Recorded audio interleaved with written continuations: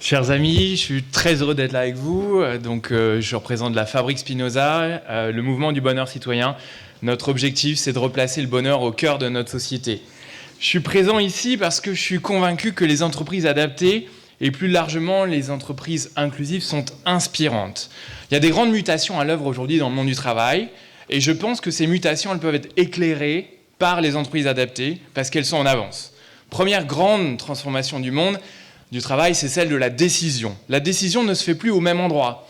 Parmi les pays européens, la France est le pays avec le plus haut indice de distance hiérarchique, d'après le sociologue Hofstede. La décision se prend de manière pyramidale. Et inversement, vous avez des penseurs comme Frédéric Laloux qui sont en train de théoriser des organisations plus horizontales, apprenantes, des communautés auto-organisées, il nous dit, des sociocraties, avec des mécanismes tels que la gestion par consentement.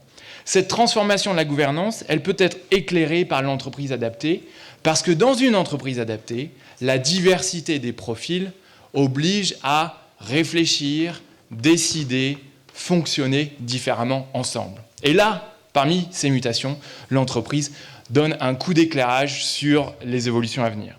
Deuxième grande transformation du monde du travail, c'est celle de l'organisation de l'entreprise.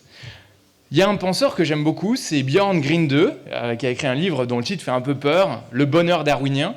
Il nous dit dans ce livre que la taille optimale des groupes humains, c'est 150 personnes. C'est à peu près d'ailleurs le nombre de personnes qu'on est. On se sent bien, on pourrait presque d'ici quelques heures connaître nos prénoms, ce que l'on fait, avoir créé de la confiance et bien fonctionner ensemble. Les biologistes confirment que ce nombre est central dans la sphère économique. De plus en plus d'entreprises se redessinent autour de ce nombre-là. Comment avoir des unités opérationnelles de 150 personnes ? Les entreprises adaptées, parce qu'elles ont une taille plus humaine, sont au cœur de ces réflexions et peuvent nous montrer le chemin de la performance tout en ayant ce caractère humain et convivial.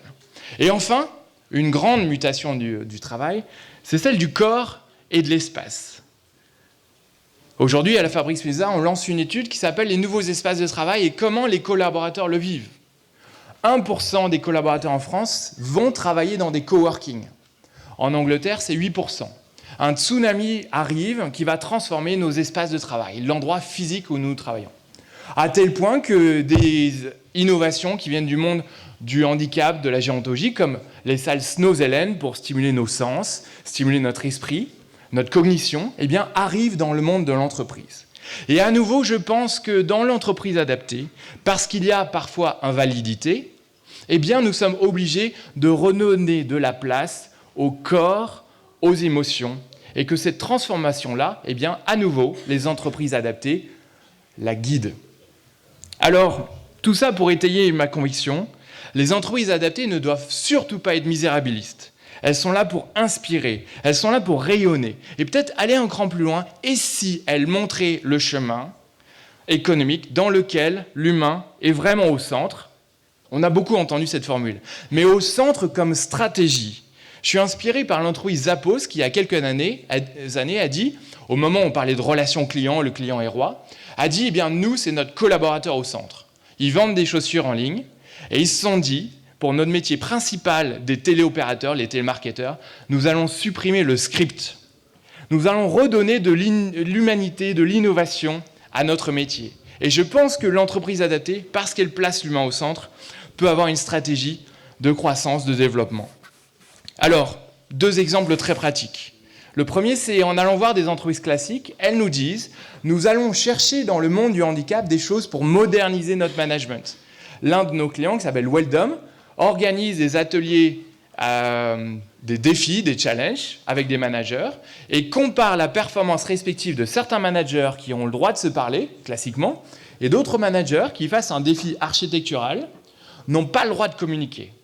Et face à ce handicap de surdité et de mutisme, les équipes qui ne peuvent pas parler réussissent le challenge beaucoup plus rapidement. Et là encore, l'entreprise adaptée nous montre que nous pouvons communiquer différemment. Un autre exemple, eh bien, ce sont ces entreprises qui, de plus en plus souvent, au niveau même des comités de direction, organisent des réunions dans le noir.